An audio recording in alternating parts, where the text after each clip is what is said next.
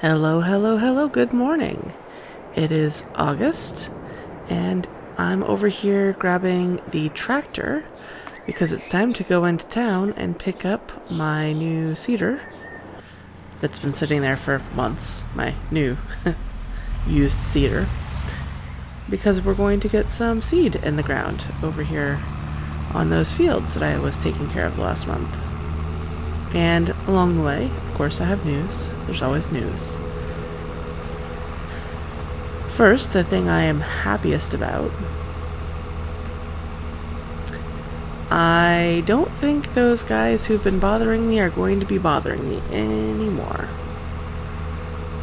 I have had some assurances that in return for not sharing video, linking people to things they don't want to be linked to, I won't be bothered again. So that's very good, because if somebody was trying to get me to give them the $500,000 that I found in the field over there, I would be basically broke now. As you can see, my money has gone down, down, down, because my new building to house my workers has gone up. Let's drive over there and check it out on the way in. Slowly plugging away on helping Javon get the site of this factory cleared up. I've been talking with Javon about what he wants to do there, and he has an interesting idea. Let me not start telling you yet, since I'm gonna have to stop again, because I want to show you this new building. I'm very excited about it.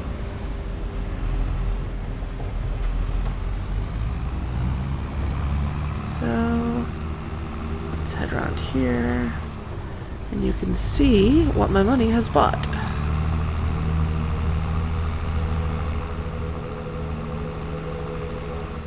Here we are. Let's hop out, take a look. Check it out. It is a 3-story building. There are 4 units on each floor. So this can house 12 workers. And there's a little garage for a few vehicles. Obviously, all 12 can't have vehicles here, but most people who live in the city don't have vehicles anyway. And Jacob has the keys to this combi bus now, so he can drive workers to and from the farm. Got a little area set up for them back here, and they can check out the sheep over there, which are, in my opinion, adorable.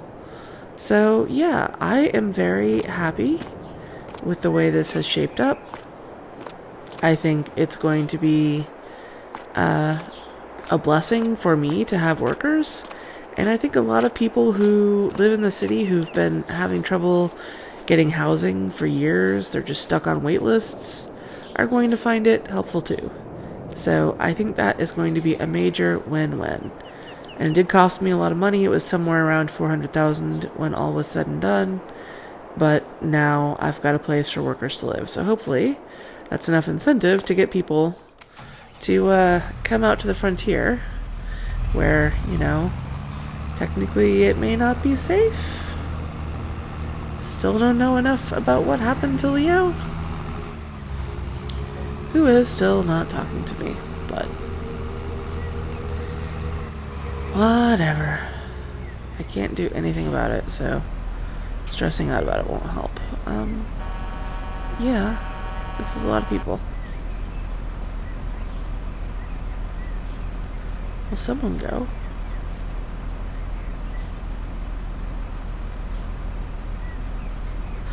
Alright, I might be stuck here for a bit. I will, bring you in when I get... Did you just hit my tractor? What are you doing? Okay, I'm gonna have to go deal with this. I'll, bring you back in soon. Okay, I am over here at the shop, picking up my new to me, refurbished. Rachel refurbished it for me, so I'm sure it'll be fine. My new seeder.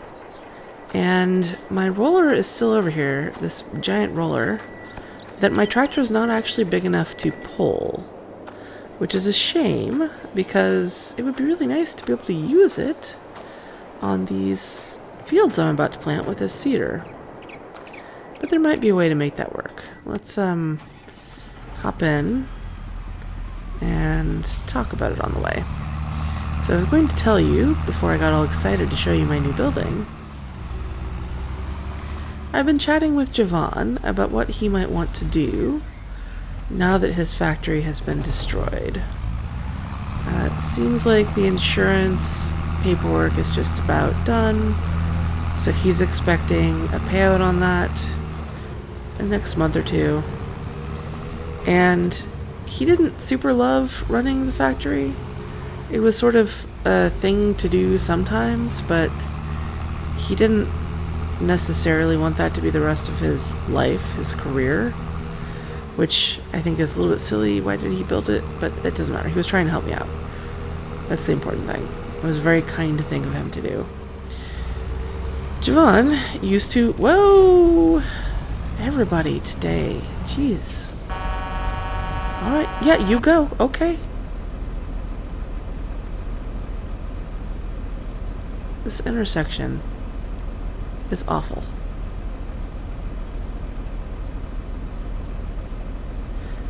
And nobody's going again. Alright.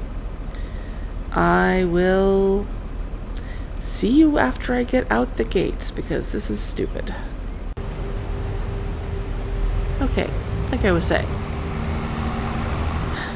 2 people hit my tractor today. Jeez. Fortunately, my tractor's not damaged. I don't know about the vehicles. They gotta stop coming at me like that.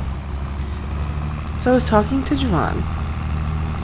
Javon used to live over there near that market I showed you before, where you can sort of see over the city walls into Old Town. That's how Javon saw UFOs and what started this whole graffiti thing in the first place back in the day. It's been a long time now since all that started. Back there, that little community back there, is actually a co-op. It's an agricultural co-op. They basically band together with all of their money. Each of them own various plots of land, but they pool their money to buy equipment and resources that they can all use.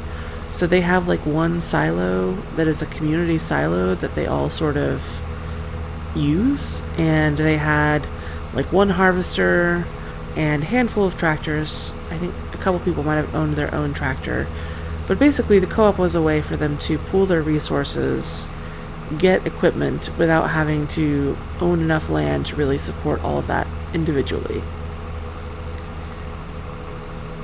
I have talked about how I would be perfectly happy for people out here to buy land and work it. I just want more people growing food out here so that we can feed y'all back in the city. The rationing seems to have gotten worse again.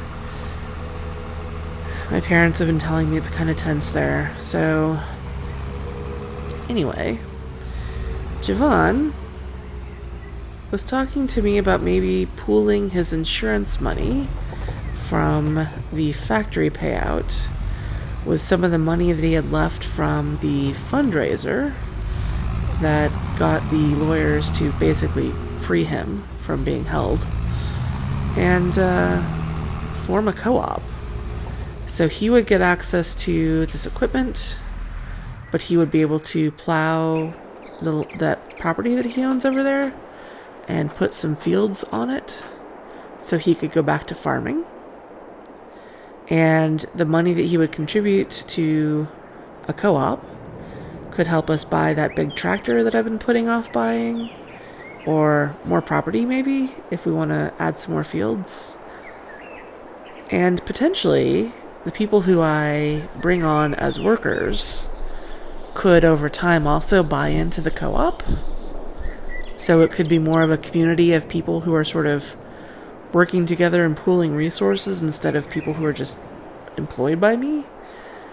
So I spoke to Jacob about it, and he actually really likes the idea. He seems content enough to be my foreman right now. We've talked about whether he would be a partner in the operation at some point, and I don't know what that looks like. But if this becomes like a co-op, then I'd be happy to cut Jacob in on the co-op. So I am seriously thinking about it and trying to figure out what that would look like, how we would pool funds, how we would make decisions about how to use the funds, and all the stuff that I've already put up, all my, my silo and my buildings and things. What stuff here would be mine and what stuff would belong to the co-op. It's a lot to think about, but honestly, it might be the best way to meet my goals of feeding you all. Bringing more people out here, get more crops growing, and feeding the city. So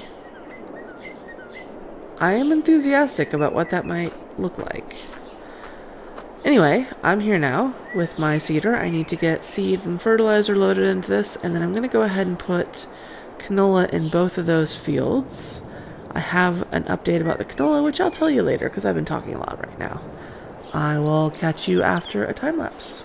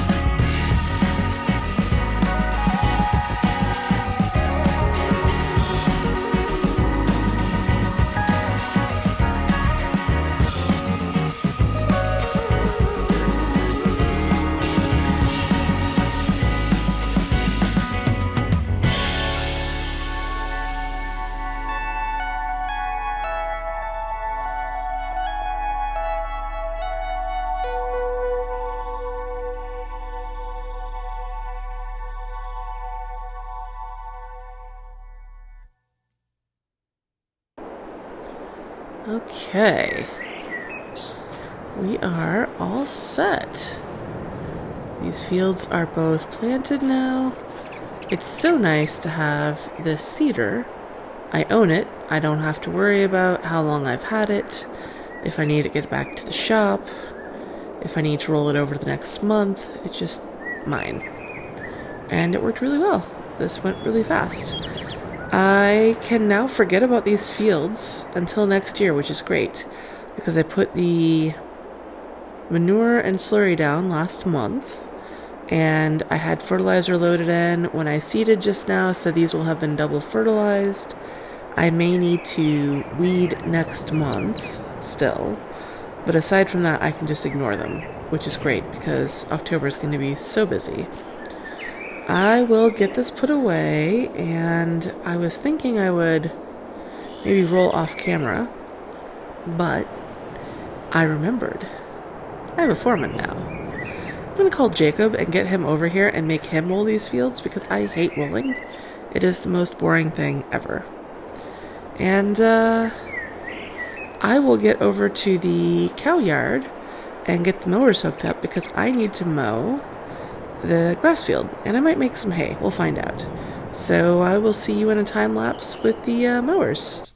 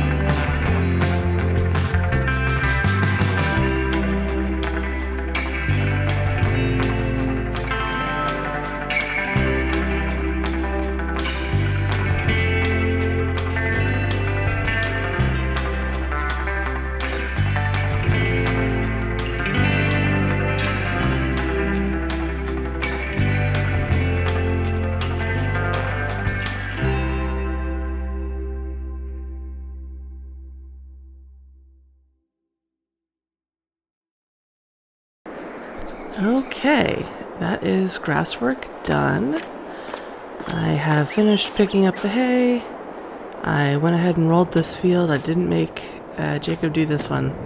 I did that one myself. It's small. It's not a big deal.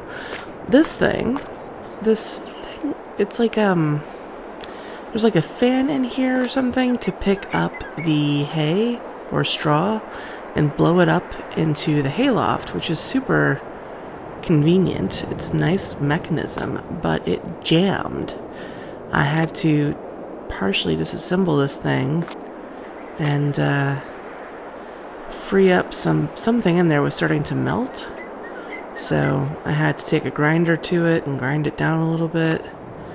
It was a mess. I really need to get Rachel working out here. I really need her help maintaining my fleet now. I'm getting just too much equipment.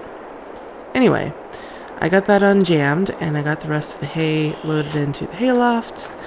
And I went ahead and fed my cows, made sure they're all topped up on straw, and the pigs too, made sure they had plenty of bedding. So I think everybody is all set. I cannot get over how awesome these sunflowers look. I just love it. They're so pretty. And I just love how they just follow the sun. I know that's why they're called sunflowers, and it's totally redundant, and everybody knows it, but it's still, just watching it happen is one of those things. It's like nature and science all together. It's very cool. Okie dokie. I am going to call it there, and I'll catch you next month. Bye for now, friends.